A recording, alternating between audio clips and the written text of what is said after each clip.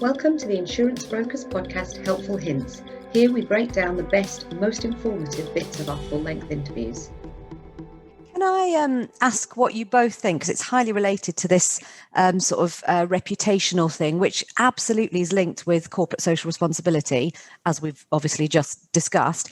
But what do you think of Zurich's recent add-on to flooding policies, whereby they've launched trauma care for anybody who's had to claim because of a flood and has suffered from trauma because of it? What do you think of that in terms of corporate social responsibility, client care, brand building, whichever way you want to spin it? Yeah, and I think it's a really good move.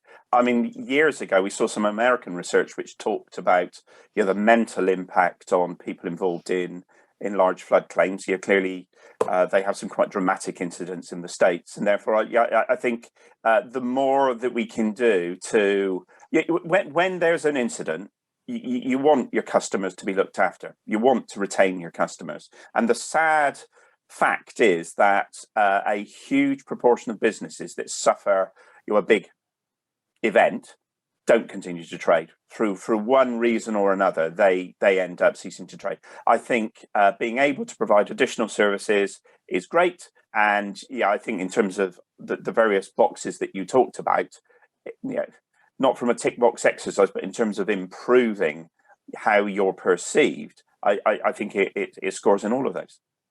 Could I give two sort of anecdotes or examples just to throw out there and ask for your sort of thoughts on? So I am, for my sins, in the process of launching another business, and it is all around mental health, scenario-based psychoeducation for professionals, and it's really exciting. And I've been doing a lot of research. And one of the things that I came across was the Asian Disaster Preparedness Center, who did a huge study on the 2004 tsunami.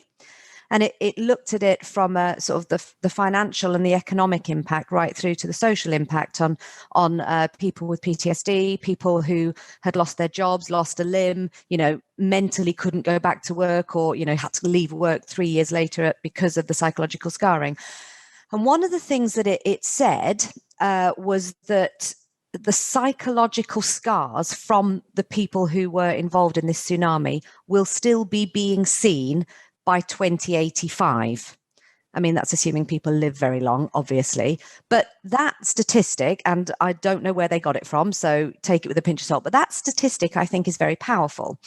And when you put it in terms of these two events I'm about to describe, I'd really love your thoughts on whether the insurance industry could and should help here.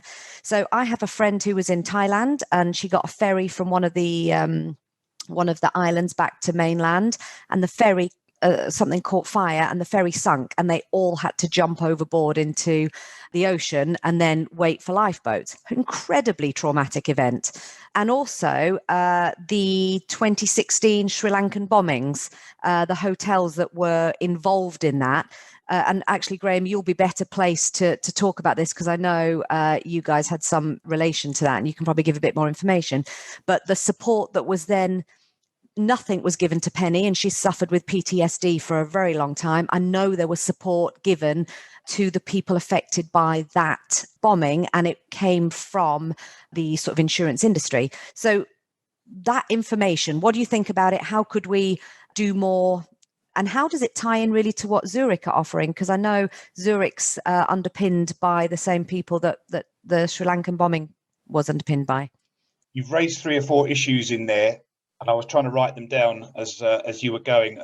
And by the way, people in Japan are likely to live far longer than anywhere else pretty much in the world right now. They've got the lowest mortality rate in pretty much globally, I think. And it's got a name, Iki.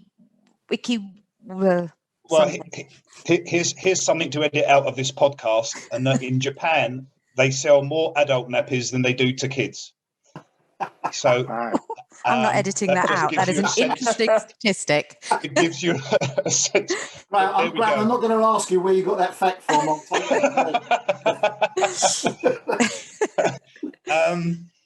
And again, and I'm not going to hair split with you. The Sri Lankan bombing was actually in 2019, so not 2016. Just turn the 6 the other way. It's fine. So I think just to come back to where you were, Sarah, there's no doubt that COVID has encouraged insurers, as we speak to them, to raise the whole concept of mental awareness has been heightened by COVID because of the mental health issues that it throws up around loss of loved ones, confinement, etc., loss of job, and so on. So mental health as a subject has been raised quite considerably.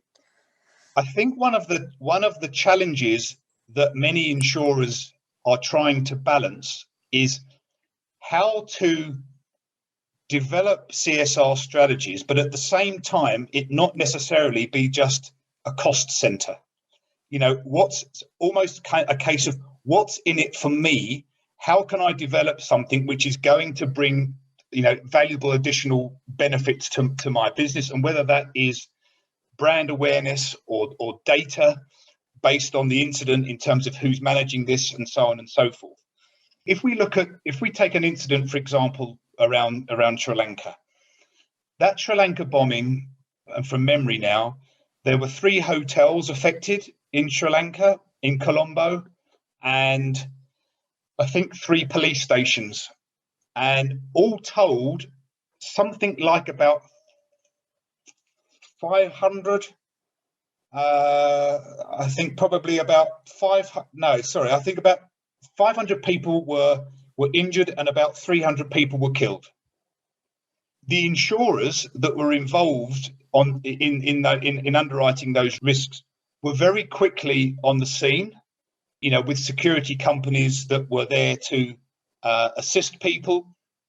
What we saw around sort of the human cost of this is that people that were affected by those bombings, which took place in April 2019, some were still being counselled directly over the event a year later. Some people managed to recover very quickly, i.e. after sort of 1 or 2 counselling sessions, but many were affected on a long-term basis. And I think where we see an insurer's, in part, responsibility around developing CSR is to have a better understanding of what the human cost is to this. How quickly can not we get the employees that were affected back to work, but if you take the case of that Sri Lankan bombing, for example, probably less than 10% of the people that were actually psychologically affected were employees. 90% were people that just happened to be in the vicinity, were tourists or whatever. But so that these people were looking for some form of counselling, some form of comfort immediately post the event. And one of the drivers that we are trying to encourage insurers to look at is, yes, by all means, look at the employees, get the employees back to work as quickly as possible, reduce your BI claims. And we were talking about BI as being an issue, but at the same time, deal with the other people that were affected by the incident. For example, if you look at a typical terrorist type sort of product or a policy, most insurers will cover the peripheral damage within typically a 250 or 300 meter radius of that. So how can we get the insurers to pick up that mantle and deal with the less tangible aspects of these incidents? And I think that what we've seen is a heightened awareness of CSR brought around by COVID, but we have also seen in the right way of what's in it for me as the insurer. What can if I enhance my corporate social responsibility, what can I get back? How can I convert that CSR into more customers, brand enhancement, data that's valuable to me as a business? What can we do? And that, I think, is part of the conundrum, and that will move people away from Mike's point, which I agree with, of box ticking. So because then there's actually a commercial benefit to a corporate social responsibility program, which could actually far outweigh the cost of the program itself.